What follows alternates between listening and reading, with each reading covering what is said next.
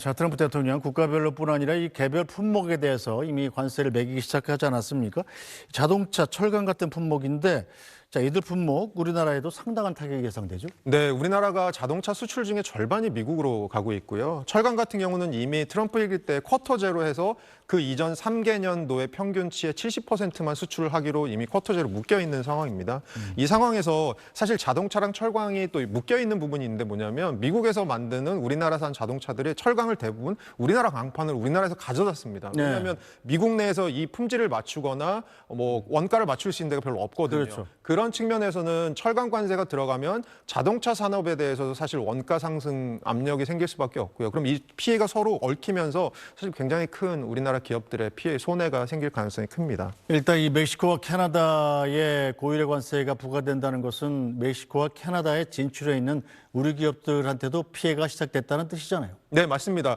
자동차 부품 산업을 예로 들면요. 사실 자동차 완성차를 미국, 예를 들어서 GM 같은 미국 기업이 만드는데도 멕시코 국경을 7번 정도 평균적으로 왔다 갔다 한다고 합니다. 그럼 이때마다 관세가 부과하게 되면 사실은 미국의 자동차 기업, 우리나라가 지금 멕시코에 가 있는 자동차 부품 기업, 연쇄적으로 영향을 받을 수밖에 없거든요. 그런 측면에서 흔히들 생각하시는 게 대기업들은 그러면 미국 내 생산 늘리고 뭐 이런 거 하면 되잖아라고 하는데 우리나라가 사실은 수출 볼륨으로 보면, 수출 물량으로 보면 대기업이 많은데요. 수출 기업의 숫자로 보면 90% 정도가 50인 미만 기업입니다. 네. 그러니까 멕시코에 공장 하나 갖고 있는 그런 기업일 가능성이 굉장히 크거든요. 네. 그런 작지만 강력한 우리나라 수출 기업들, 이런 기업들이 피해를 볼 가능성이 분명히 있습니다. 자, 일단 멕시코나 캐나다에 공장 갖고 있으면 미국으로 수출할 때 관세가 없었는데 자, 갑자기 25%를 물려버리면 가격 경쟁력이 아예 사라져버리는 거나 마찬가지잖아요. 네. 그렇게 되면 그 회사들은 미국 내로 공장을 옮기든가 트럼프 얘기처럼 아니면 관세를 물고 수출할 수밖에 없는데 이 공장을 옮긴다는 것이 그렇게 쉽게 결정할 수 있는 일이 아니지 않습니까? 그러니까 예를 들어서 미국에서 우리나라가 영업을 하려고 했는데 멕시코에 왜 공장을 지었을까라고 생각을 해보면 미국이 그만큼 지가도 비싸고 그렇죠. 인건비도 비싸고 유지비가 비싸서 그렇거든요. 그러니까 지금 앵커님 말씀처럼 멕시코에 있는 공장을 미국으로 옮기지 그렇게 쉬운 일은 아닐 것 같습니다. 그러면 또 어떻게 생각하면 되냐면 수출처를 좀 다변화하면 되지. 미국에다 팔던 걸 남미 쪽에 가서 팔면 되지. 뭐 이렇게 생각할 수도 있는데 그것도 사실은 시간이 굉장히 걸리는 일입니다. 어떻게 보면 제가 아까 말씀드린 것처럼 대기업들도 문제지만 우리나라의 작지만 강한 이런 수출 기업들이 지금 굉장한 어떤 갈등의 기로에 서 있는 상황으로 보입니다. 네, 저 개별 기업들 대응도 중요합니다만 뭐 잘 아시다시피 우리나라는 지금 정치 체제가 이 모양이어서 이 정치적으로 대응하는 게 쉽지 않은 상황인데 자, 일본 같은 경우는 일본은 이제 트럼프한테 일단 선물 보따리 주고 소나기를 피하지 않았습니까? 우리는 그럼 어떻게 해야 됩니까, 이 상황에서? 첫 번째로는 관세라는 것에 대해서 좀 이해할 필요가 있을 것 같습니다. 이 관세라는 건 굉장히 큰 정책인데요. 그렇게 봤을 때는 아주 여러 부처의 소통과 여러 부처의 상황 파악 능력들을 결합하는 것이 굉장히 중요한데 지금 앵커님께서 말씀해 주신 것처럼 사실 이건 정치적 리더십이 좀 필요한 일인데 그걸 우리가 잘 못하고 있는 거죠. 하지만 그럼에도 불구하고 향후에 어떤 관세들이 나올지에 대해서 끊임없이 알아내려고 사전에 좀 미국의 마음을 떠보는 것 이런 것이 굉장히 중요할 것 같고요. 네. 그리고 우리가 미국에 양보할 것과 받을 것을 확실하게 사전 점검해 놓는 것이 굉장히 중요하고요. 그리고 절대로 협상할 때 이렇게 해서 우리가 힘들어요라는 협상 전략보다는 자, 이렇게 하는 것이 미국의 국익에도 부합되고 결국은 우리가 기여를 한 부분이 있어요라고 하는 식의 협상 카드들을 준비하는 것 이런 것들이 굉장히 중요하다고 생각합니다. 네, 자 그렇다면 우리 정부의 대응책은 뭔지 최상목 대통령 권한대행의 이야기도 들어보겠습니다. 미국발 자국 우선주의가 전 세계를 뒤흔들며 국제 정세가 요동치고 있습니다.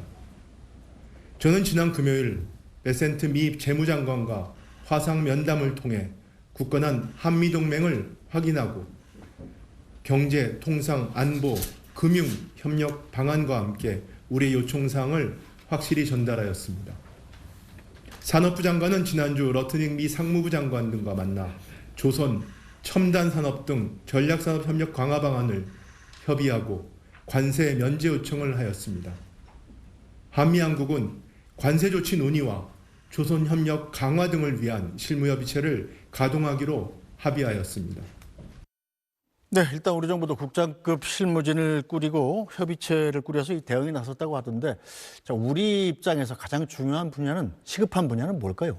지금 우리나라 여러 연구소들이 지금 추계를 해보니까 캐나다랑 멕시코의 25% 관세랑 중국산 관세 10%는 요거는 우리나라에 끼치는 영향은 상대적으로 크지 않다고 지금 보고 있는 것 같습니다. 문제는 보편 관세, 전 세계 모든 국가들에 대해서 보편적으로 매기는 관세가 들어오게 되면 전 세계 무역이 줄어들면서 사실 우리나라를 지칭하는 한 문장이 결국 수출로 먹고 사는 나라지 않습니까? 네. 우리나라 경제가 굉장히 안 좋아질 부분이 있을 것 같거든요. 그럼 그 보편 관세가 언제 들어올지 어떻게 들어올지 이런 것들에 대해서도 굉장히 빨리 파악하는 것이 중요하다고 생각하고 있습니다. 네, 반도체 분야는 어떻게 될까요? 반도체 같은 경우는 사실 고사양 반도체랑 저사양 반도체 좀 나눠서 볼 필요가 있는데요. 반도체를 미중 패권 다툼 속에서 중국이 좀 떨어져 나가면 우리나라가 최근에 중국 기업들이 막 반도체 저사양 반도체를 덤핑하면서 막 물량 공세해서 피해 보는 부분이 분명히 있거든요. 네. 그런 부분들에 대해서 우리가 분명히 숨통이 좀 트일 것 같긴 합니다. 하지만 우리가 지금 미국에 많이 팔고 있는 고사양 반도체, 저희가 보통 이제 엔비디아 같은 데 팔고 있는 반도체 있잖아요. 네. 이런 반도체가 중장기적으로 사실은 미국 기업들로 패권이 넘어갈 가능성도 좀 있기 때문에 이것은